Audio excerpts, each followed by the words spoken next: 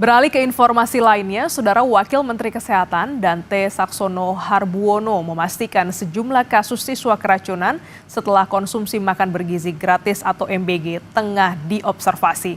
Wamenkes Dante menduga kasus tersebut akibat alergi yang teridentifikasi sebagai gejala keracunan. Wakil Menteri Kesehatan menyampaikan hal ini saat meninjau program MBG di SMP Negeri 1 Teras, Kecamatan Teras, Kabupaten Boyolali pada Jumat siang. Dante bilang polisi sudah mengambil sampel makanan untuk mengidentifikasi penyebab keracunan.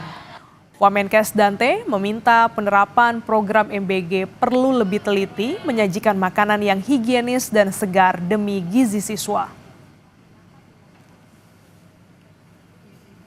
Jadi kadang-kadang ya masalahnya itu biasanya alergi, tapi kemudian diidentifikasi sebagai keracunan.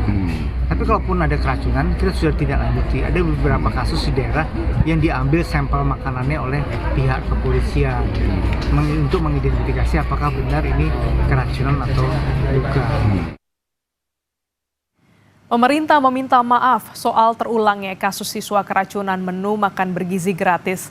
Menteri Sekretaris Negara memastikan akan ada evaluasi dan sanksi agar kasus serupa tidak terulang lagi.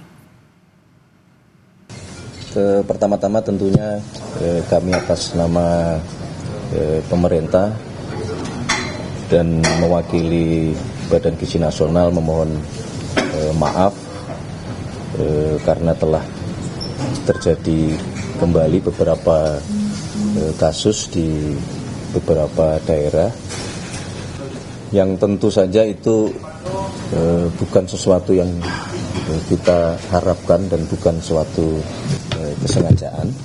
Nah, namun demikian tentu saja ini menjadi bahan evaluasi dan catatan.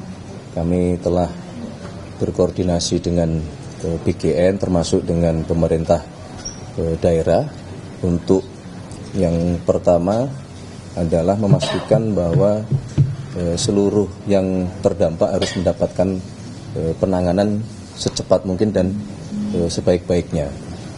Yang kedua tentu harus dilakukan upaya evaluasi termasuk mitigasi perbaikan supaya masalah-masalah seperti ini tidak terulang kembali.